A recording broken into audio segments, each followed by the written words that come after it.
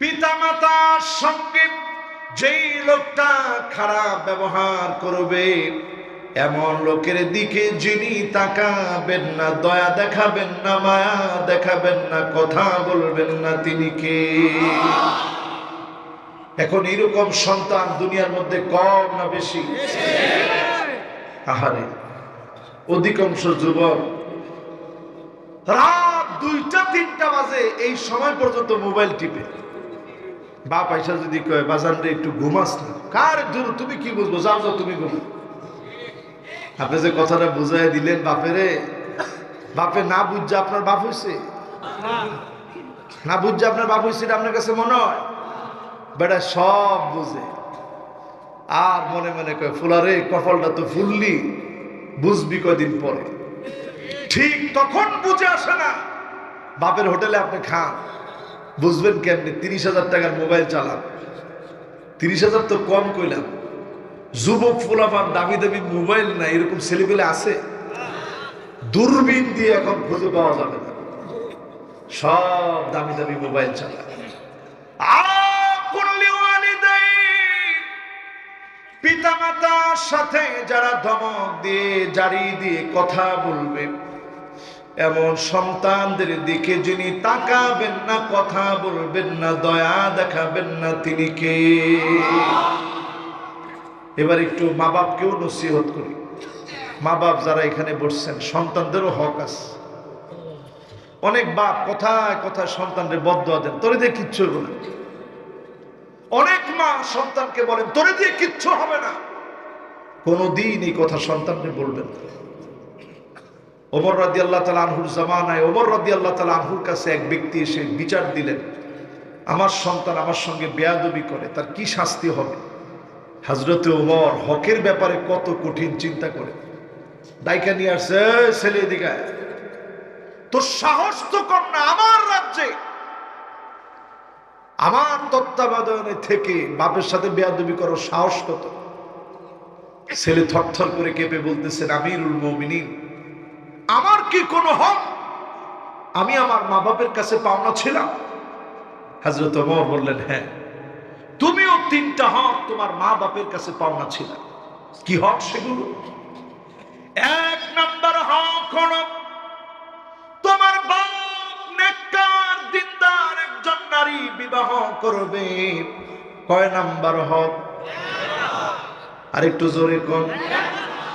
আর আপনারা এখন আগেই বিচারেন কি, আগেই খুঁজেন, টাকাটা দ্বিতীয় রাখেন, আগেই খুঁজেন, চেহারাটা হইতে হবে একেবারে একের বুঝে।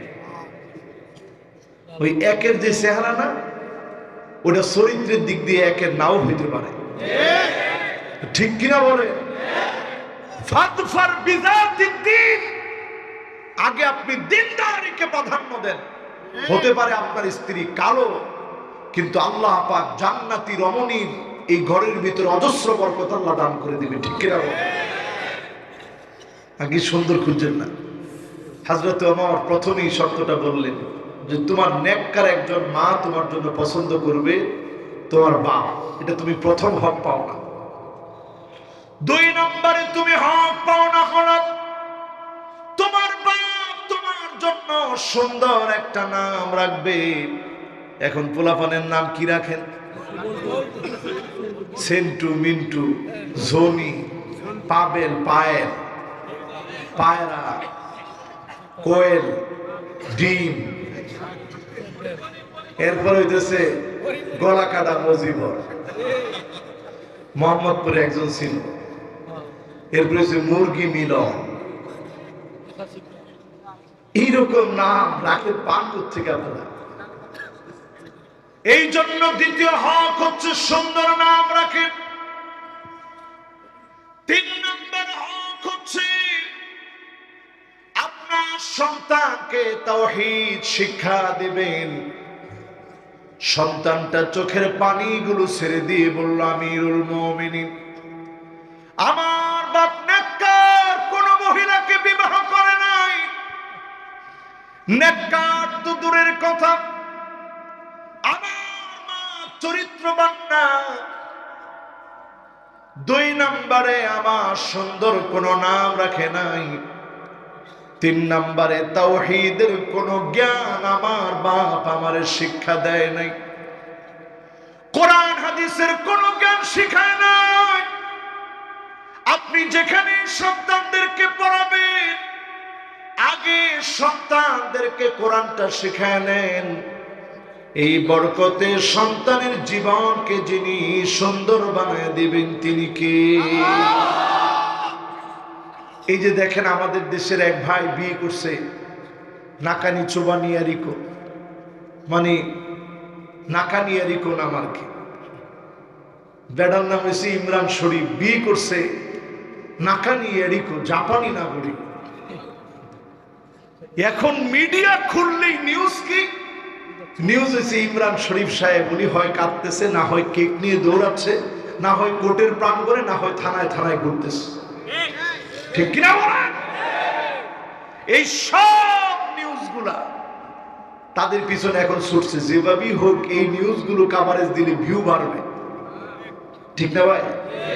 আজকে ওনাদের শুনানি ছিল, আমি নিজেও আসার পথে দেখলাম যে হারে এক অবাগা বাপ সন্তানদেরকে কি পরিমাণ ভালোবাসে, কিন্তু ভুলটা করছে সেখানে দিনদারি প্রাধান্য দিয়ে সে বিবাহ করে নাই। ঠিক কিনা বলেন? কোথাকার এক মেয়ের পছন্দ হয়েছে আর বিয়ে করে ফেলছে। ধর্মের ঠিক নাই, সংস্কৃতির ঠিক নাই, আদর্শের ঠিক নাই, জীবনে কোনোদিন আল্লাহকে চিনে নাই, এমন একটা নারীকে বিবাহ করার কারণে আজ 2টা বছর ধরে জুতার তরি ক্ষয় হয়ে যাচ্ছে, সমাধানের দিকে যাচ্ছে না। ঠিক কিনা বলে? এক মেয়ে বলতেছে আমি আব্বার সাথে থাকবো। তুই কার মেয়ে? বলছে বাবার মেয়ে। আমি থাকবো আমার বাপের লোক। আরেক মেয়েরে জিজ্ঞাসা করছে, সে বলছে এটা হচ্ছে জাস্ট একটা হ্যাপিনেস, আমি এই সুখ চাই না, এটা টেম্পোরারি হ্যাপিনেস, এই টেম্পোরারি হ্যাপিনেস আমি চাই না, আমি চাই দীর্ঘদিনের সুখ। জাপানে যাব, সেখানে থাকবো। তাহলে এই মেয়েটার কাছে বাপের মূল্য কতটুকু রইল? আজকে এখানে যারা বসছেন আমার ভাইরা, খবরদার, মা বাপকে মাথার উপরে উঠায় রাখবেন, সম্মান করবেন, ইজ্জত করবেন। অল্প পড়াশোনা, অল্প পুঁজির ভিতরে যিনি বরকত দিয়ে দিবেন তিনি কে?